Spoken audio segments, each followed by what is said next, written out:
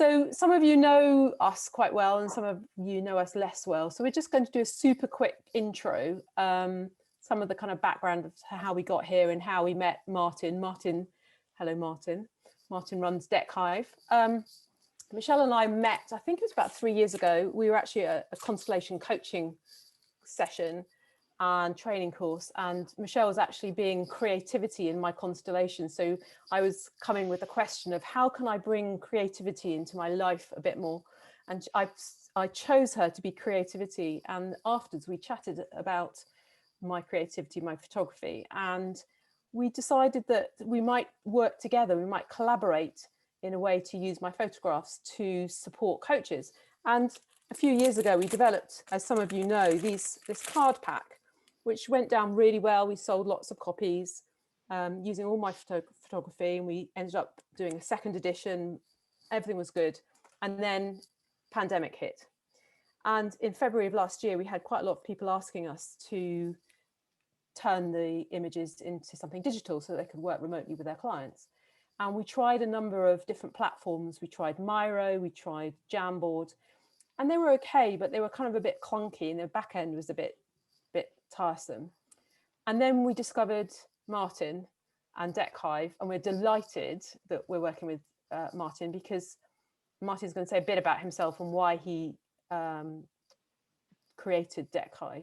But it's actually a fantastic platform for us. It works really, really well. So we just wanted to share that with you, want to bring some of you who already are on Jamboard with us across and get some newbies, people who haven't yet used our cards, encourage you to use our cards on Jamboard.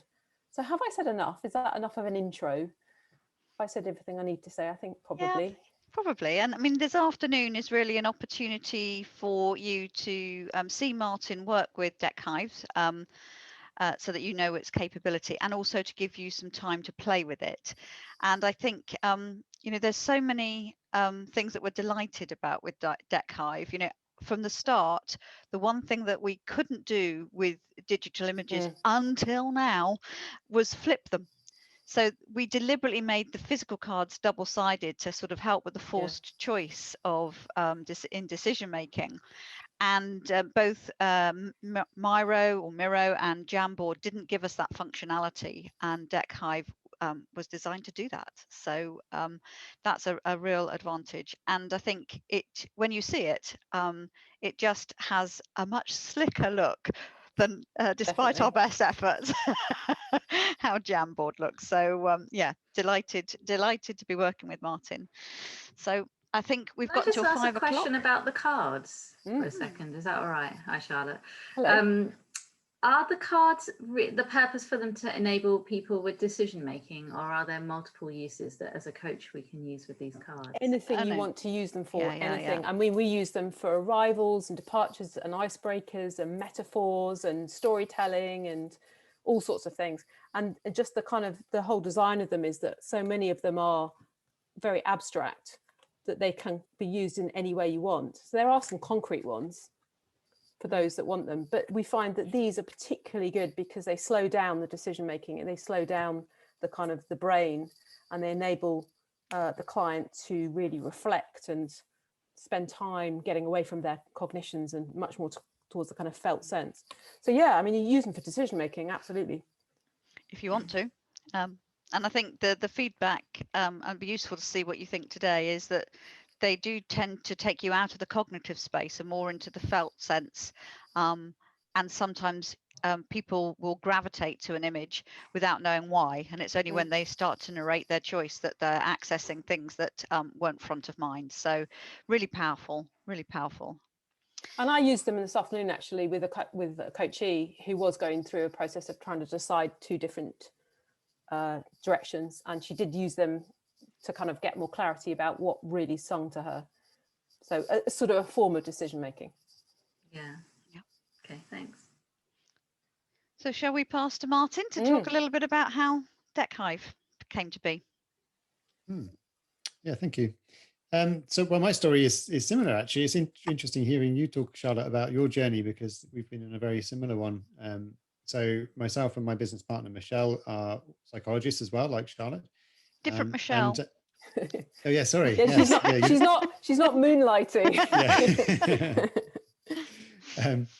And so our background is as occupational psychologists. So we do a lot around using positive psychology in the workplace to help people to be at their best, and work with managers and do workshops and so on. And a while back, we created our own decks of cards. So you may have seen them before. So the At My Best cards, we've got the strengths cards, we've got the good question cards we brought out a year or so ago. We've got some online tools, a 360 feedback tool and so on that we created. But just like these guys found last February, March, we had lots of people getting in touch and saying, help, we use your cards all the time. Now what do we do? Any ideas? And we had people doing all sorts of creative things, but not always things that we kind of wanted them to do, like taking photographs of them and sticking them in PowerPoint. It kind of worked, but it didn't look very pretty, and it wasn't necessarily kind of what we'd want them doing with our kind of content. So we very quickly and dirtily created an online version of our cards, and we got good feedback from it. People found it really helpful. But interestingly, we also found that other people with decks of cards found it and were coming to us to say, oh, I like what you've done, and can you give us some pointers about how we can do something very similar? And we could just fear for coaches around the world, actually, that all of a sudden you'd find that there are 30 different online platforms that you'd have to learn how to use and get to master. Because, of course, none of it's going to be as simple as having a deck of cards in front of you in your hands, because we can very easily pick those up and use them. Online, things are always a little bit more complicated than that. And we also know that a lot of people who are creative types who've developed decks of cards, who are coaches and psychologists and so on, they're not necessarily very keen to get into the idea of running an online business, because it costs a lot of money. Things go wrong often, and people need help to use it. And so we've spoken to a few people who'd actually gone down that road and found that actually it was more trouble than it's worth, and therefore their content was just kind of, there's always a risk that the good content that we have from the real world doesn't make it into the digital world, and that's a bit of a waste. So we quite reluctantly, actually, initially, because we didn't want to get distracted from what we were supposed to be doing, but we did end up deciding actually it was the world needed to have a platform for using cards online. And so Deckhive was born, so with the principle that we would have our own content on there, but also be able to bring in other people who wanted to put their decks of cards into the digital space as well. And as a user, you then have that choice to use one deck, multiple decks, create your own, whatever it is that is going to be helpful for you. And then critically, you just have one platform that you need to learn how to use well, and to be able to adapt with your clients going forward. So that's what we've created. And so shall I share my screen and show you it? I think it's enabled. It is. Lovely. Thank you. So can you see this now? Mm-hmm. Have I shared the wrong screen? Can you see my? Got the library. Yeah. You see the library. Okay, great. Yeah. I just can't spot my green thing around the side telling me I'm showing it. So we have say a number of decks of cards in the library. So if you were to go to the website, if they haven't already, Charlotte and Michelle will share a link with you so you can go in and create your account after the session. And when you go in, you'll see the library and you'll see the different decks of cards, and down the bottom here, the newest edition, Liminal Muse deck. And when you click on that, you'll see a bit of background information. You'd see some example shots. There'll be a video here fairly soon as well, which will give you a guided tour of the deck. And after you've purchased the deck, which you do by clicking the green button at the top, which I've already bought this one, which is why it says something slightly different. But after you've purchased, you'll also get access at the bottom here to a number of exercise sort of resources that come with the deck. So those bits only appear after you've purchased the deck. So that's kind of how you find your way around. But once you've purchased the deck, it will then sit on your dashboard. I've got too many decks on here, but I'll click on this one now, and then you can see how it works to start a session. So to begin with, you click on the green button on the top right there, start a new session, and it opens the table, as we tend to refer to it. It does what it says, really. It's a place to put your cards. And on the left-hand side, you can see the cover for the deck, and you click on that, and then you can see the cards, and you can scroll through them. in time, we're likely to have different ways of presenting the cards as well, by the way. So this is very much a first step. You know, we are evolving all the time in terms of the platform. So things will change and get even better. So if there are things you'd find particularly useful, then we're always keen to hear. So regardless of, you know, what the question is and what the activity is that you're asking your client to do, they'll be able to select the relevant cards and simply drag them across to the table. And once they're there, they can also flip them over. They can enlarge them as well. You can duplicate them. So one of the great advantages of working digitally is you can have lots of copies of the same card very quickly and easily. So if you're doing a group activity and everybody wants to choose the same one, then fine. Whereas clearly in the real world, sometimes you run out. So we can enlarge the card as well. So you can just add some focus. So we all know what we're looking at the same time, which is great. We can delete them as well.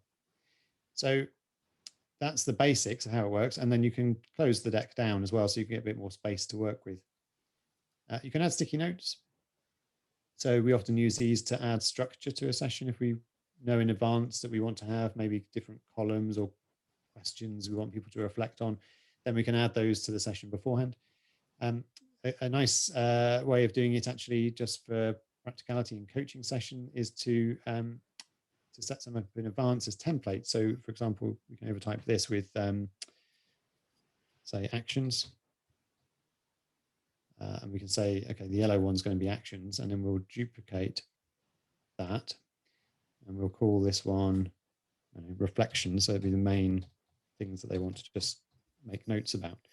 And we can put that one as a different color. Let's make that sort of green. And then we can say to the client, as you go through, if you have anything that you want to capture as a reflection or an action on the back of what we're talking about, then just duplicate this sticky note and do that as you go. And then they've got complete ownership of the content as they do that.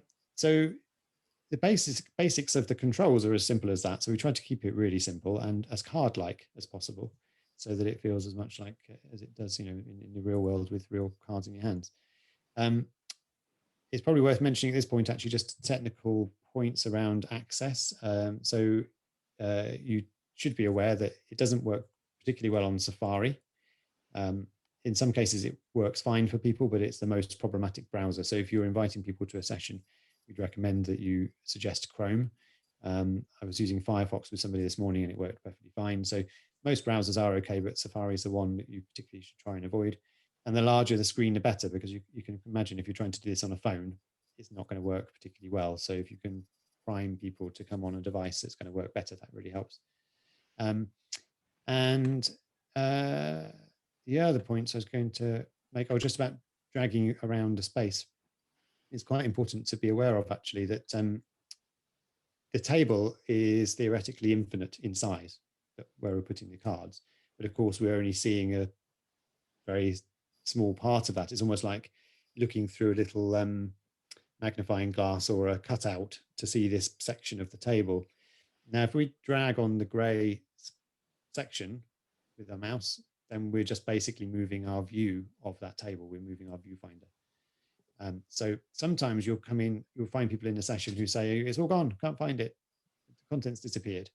And more often than not, what's happened is that they've just moved to a different location like that, and they just can't see the content. So in time, we'll add things that make it easier to find content. For now, the easiest way to do it is that you ask them to zoom out, because then, of course, you get a bigger perspective, and then you can more easily see the content and get it back again. And you can just hover over here to reset to 100%. So that's kind of a simple thing, but it's really helpful just to avoid too much stress when people think they can't find what they're looking for. So they're the basics of how you would control, or anybody would control, the cards. But it's designed to be truly interactive. So it's not just about me sharing my screen and showing you how to move the cards around. It's designed to give the client autonomy in the choices that they're making and fully interactive with the content for themselves. And the way we do that is we invite people to the session. So you can see at the moment it says this is a single user session, but I can invite people by clicking on this icon at the top here with people on it. As I do that, I need to save the session. So I'll give it a name. So I call this one, I don't know, something exciting like demo. and then save that session. And so that means from then on, it will save automatically, so we won't lose anything as we're working with it. And we can do that in advance before we invite people. So if we're preparing for a team session, for example, we might want to set up something around the structure of it before we even send anybody the link to join. And then when we're ready for someone to join, all we would do is click on that same icon again, and it creates a share link for us. And we need to copy that link to our clipboard by clicking the button there. It tells us it's been copied. Close that then, and then we can go into the chat in Zoom or Teams or even on email, whatever method we're using to communicate with our client. We can paste it into there, and they then click on that link and they can join the session. So we'll do that in a second, so you can come in and join this and have a play. The way that will work, you'll see in a second, you'll add your details to come into the session. So you'll add your email address and your name, and then it will let you into the session. You'll come into the waiting room. So only you as a host will see these icons, by the way. So as a participant, when you join in a second, you won't see these. So this is just me as a host who gets to see those. And what happens then is I will get a red number appear on the opposite side of this circle telling me how many people are in the waiting room. And I click on that, and it will tell me that you're there, and I can just choose whether to let you in or not, depending on how nice I'm feeling. And as I do that, it will reduce my number of guest passes by 1. So in order to run a real-time session like that, you need guest passes, and each person that comes into your session uses up 1 guest pass. So you buy them in advance, and then you redeem them as you need them. So that's the way the kind of usage of the system works right now. It might be that there may become unlimited options where guest passes aren't necessary in the future. We'll see how that goes. But right now, it's a pay-as-you-go model with the use of the platform like that. And the content that you're using, you pay a one-off charge. So for £20, you can get the Liminal Muse deck added to your library, so that it's there ready to use whenever you want. Just to mention these other icons, you've got the lock icon here to stop more people joining. You've also got a freeze icon over here, which means I can click on that to then stop anybody else moving content, which is quite good when you're trying to get people's attention, because you know it's like when you get decks of cards out in a training session, everyone starts doing stuff and stopping listening to you. And so if you freeze the session, it means that there's a way to get their attention back and make sure that they're hearing what you're asking them to do.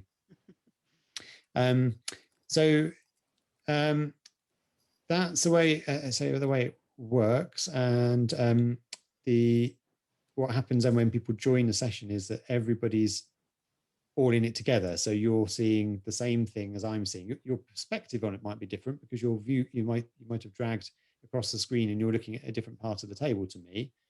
But essentially any cards that are on the table, all of us who are in the session will see it. You also don't see, like if I'm opening the deck of cards over here, you wouldn't see me opening that. That's just private to me. So if you open your deck, I don't see you do that. I just see your content when you add it to the table. But there's nothing private in that sense, no private spaces within it. But we do have the facility to add tables, which is really helpful for some activities, and especially when you're working with a group, because you can just click on the plus there and create more tables, and you can even rename those tables if you wanted to. Put my Zoom controls out of the way. Rename that table. This is Bob who's going to work on this one. It's just the first couple of letters of the name show there, but when you click on it, it will tell you the name underneath. So there's number 2 there. Click on there. It says Bob underneath. Now that just means you've got a different space to work on, because you can imagine if we had 10 people in this session or 20 people in this session together on one table, all choosing cards, that might be okay if they're just choosing 1 card each. But if they're choosing 3 or 4 or 5 cards each, you're very quickly going to find you run out of space. So the tables just allow you to spread things out a bit. And the way we tend to do that is we say, if you're in breakout room 2 in Zoom, then work on table 2 in Deckhive. I was going to say, you can link them to the breakout rooms. That would make a lot of sense, wouldn't it? Yeah. So a top tip for that is actually for the first table to not be number 1. So what I would often do if I'm adding tables is I'll make the first table a welcome table, and then I'll make the next one table 1 and 2 and 3. Once you start numbering, it will recognize that, and it will just automatically add the relevant number. So it's quick and easy to do. But the reason we do that is that when you get people into the session the first time, they'll just start playing with stuff. And so they won't necessarily be doing the activity you want. So it's kind of a bit handy to have a sort of play space. It doesn't matter if it gets messy. Having said that, a click of a button, you can clear this table. So if I click on the orange section, the icon at the bottom again, there is a feature there just to clear that table. And then that will get rid of everything that's on it. So have I missed anything, do you think? I'm looking at my list. The only thing you didn't demo, which I did when I first looked at the deck, is that you can, if you open the pack, we had something called a carousel before, and that's very similar. You just scroll down rather than scroll across. But the icon you didn't demo, Martin, is top left, where you can flip all of them at the same time. Yes, thank you. I didn't even know that was there.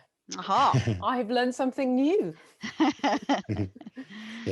Yeah, thank you. No, that can be used for some decks, especially. That can be very helpful with our strengths cards. For example, we've got photos on one side and words on the other. So some activities we say turn them all over so you can look at the photos. So yeah, that can be helpful. And also there's an extra sticky note icon there just because it's easy to have one that you can't see the other one because it's hidden. Yeah, thank you. So should we get everybody in? Yeah. So what we'll do is I'll renumber these in a second, and then you can have the number that corresponds to your breakout group when you go into them. And then you can use Bob's table as your just messing around space if you like in the meantime. But what I need to do, as I said before, is click on the plus there, copy that link, and then paste that into the chat. So what you'll be gathering, of course, is that this runs separately to Zoom or Teams or whatever you're using. You still communicate through those platforms. This will open up in the person's web browser. Now, another top tip, actually, we've discovered the hard way when you're using this with clients is if you've demonstrated it beforehand for any reason, usually you don't need to do that, to be honest. But if you do what I've just done, then stop your screen share before you invite people. Otherwise, they're going to have two screens that look almost identical. You know, there's my screen share and then there's their version of what they see when they come in. So if we stop screen share, that means that if they can see the Deckhive platform, that they're looking at the right thing that they can control at their end. So I've just put the link into the chat. And are we going to play with that all together and then we'll put people into breakout rooms or what? Yeah, let's do a little play, just like a minute. Yeah, all together. See what kind of a fun fight we can do with moving things around on the same screen. Yeah, and we can answer any questions if anyone gets stuck with anything. So so click on the link, and I should see you all start to appear in a waiting room.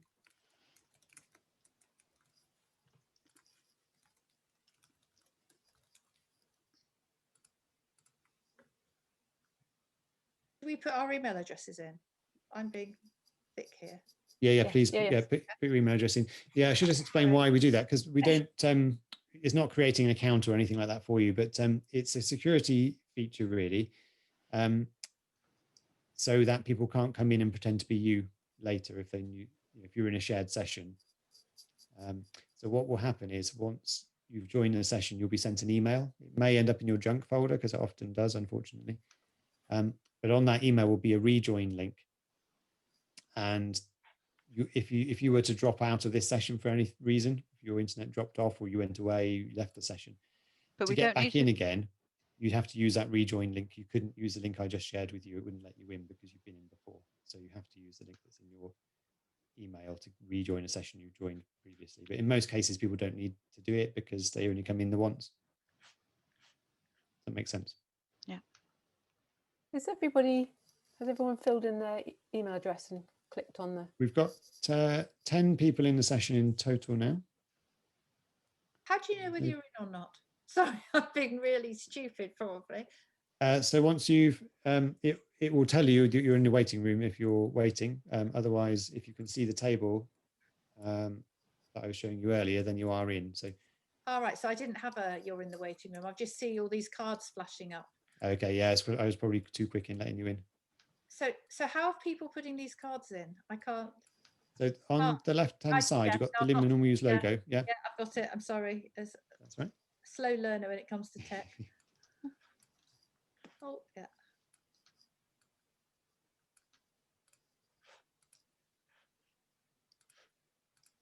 So you're successfully making a mess. Just one thing I've noticed, when you move a card from the selection onto the page, it doesn't delete it from the selection. No. That's Yeah, right. it stays on the left. Yeah. So you've got multiple Mm. multiple uses of it. Or So- the other way, you can do a duplicate whilst it's on the table as well. Mm. It might be something we add as an additional option. There's, as you can imagine, a huge number of things you could do. Mm. So for some activities, you might want it so that you can't have duplicates. Mm. And for other activities, you might want it so that you can actually say, well, I only want these 6 cards out of the whole pack. And I don't want the rest to be available. Or I only want each person to have 6 cards and I want each person to have different 6 Mm.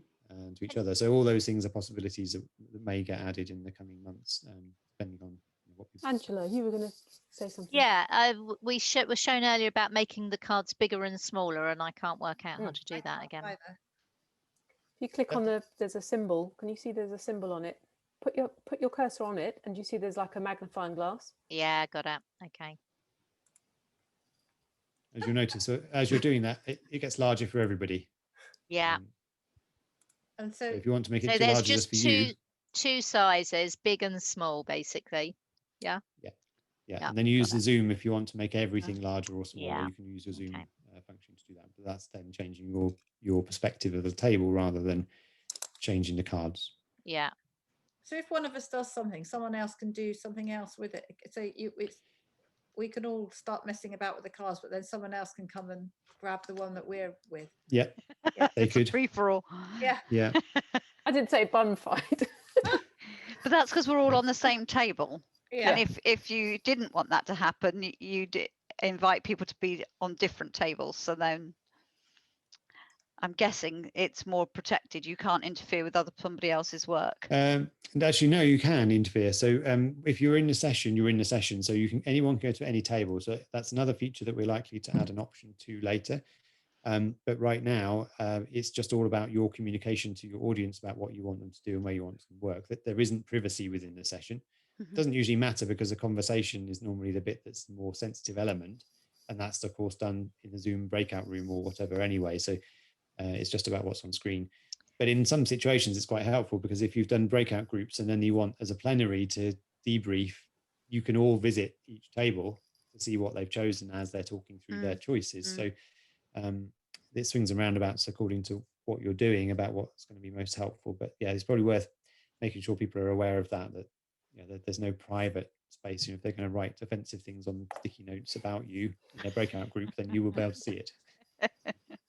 Just one question I've got. So let's say you've done a one-to-one with someone and they create their own collage, which means something to them. Are they able to have a record that they take away that they can then refer back to? Yeah, so the way to do that right now, the simple way is just a screen capture. Yeah, okay. Yeah, so whether you use the snipping tool, which I quite like, because you then just select the bit that you want, or whether you do the screenshot. So in time, there will be a way within the system to share a static version of where you've got to. But for now, that seems to work. So it's a way around it. Yeah. And then if you wanted to do an interactive bit with them, you can save, the session will be saved. You can keep it if you like. And then if you want to continue that conversation next month or whenever you're meeting them again, then you can invite them into that same session again and carry on the conversation in an interactive way. It will just require another guest pass to do it. So a guest pass is for a 24-hour period.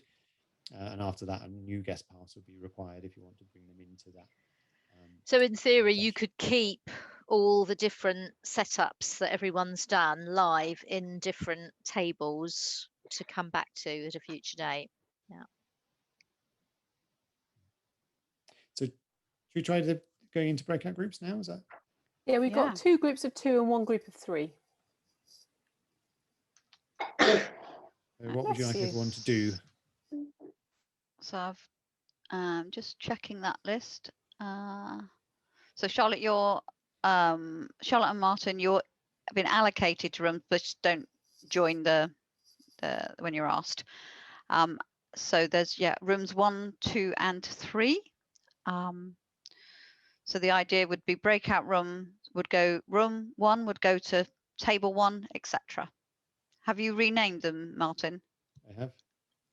Right, I'm opening the rooms then. And what's the question you would like people to yeah, that's a good idea, isn't it? I think it's as simple as, what's going well for you right now? And I'll give you 10 minutes to work it through in your pairs or threes. What's going well for you right now? You take some images that sum that up. So let us know how you got on or what questions it prompted for you. You can pop them in the chat if we make sure that we get through them all. We can respond to them after the hour if we run out of time. But yeah, first impressions, what were they?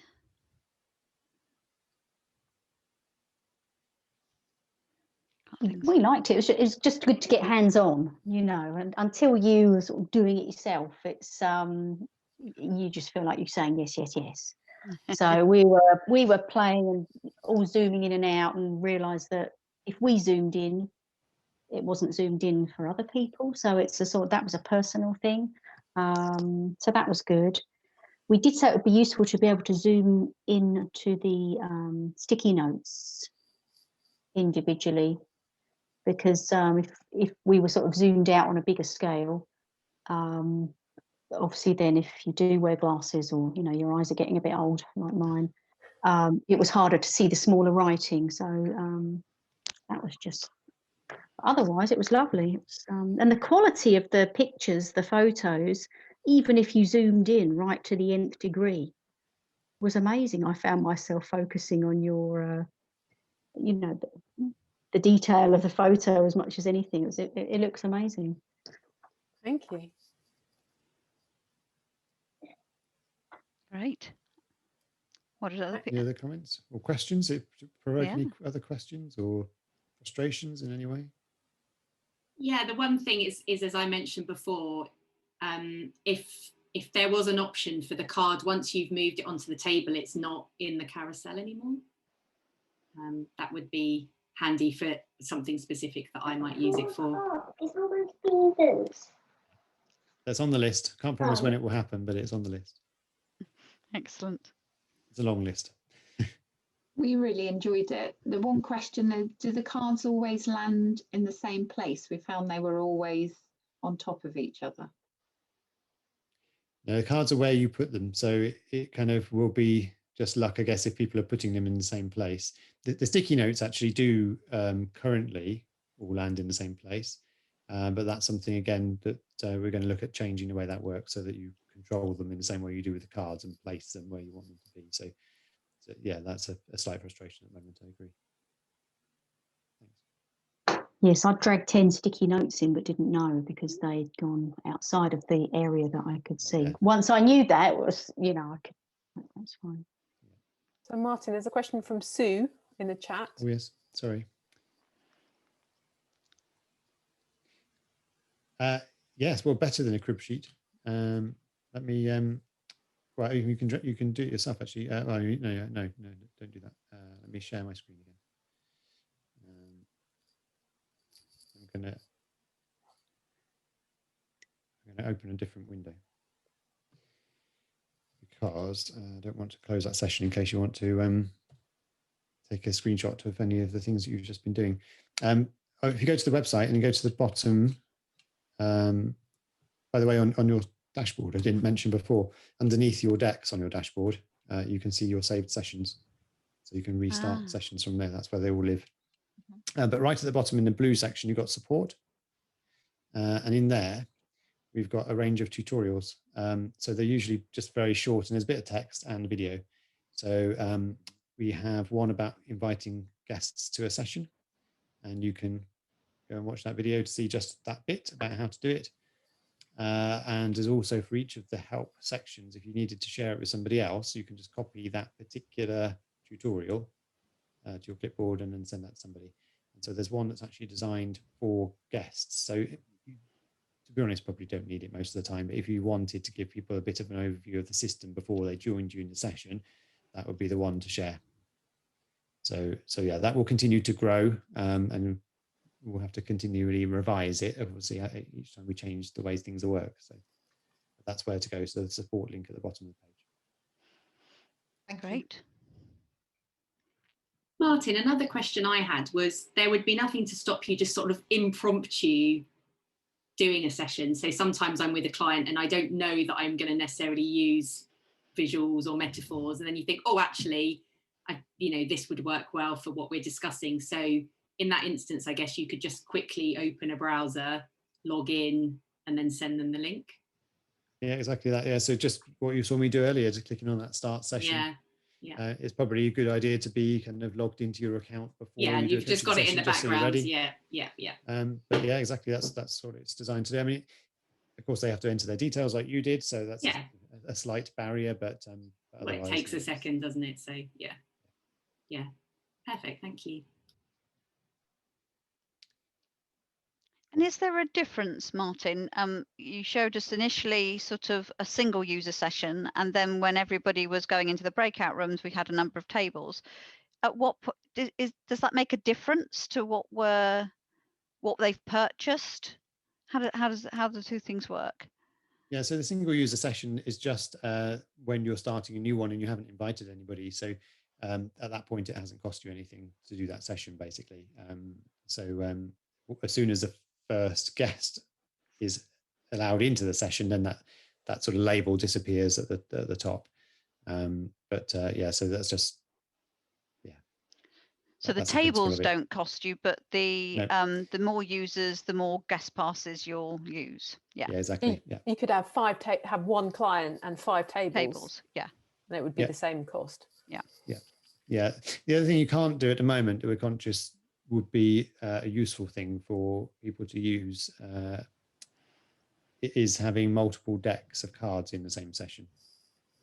So I know a lot of coaches, they'll like to use, like Liminal Muse, they might use that as their welcome activity, but then they might be doing something around values and use a values deck of cards after that, and then come back to Liminal Muse at the end.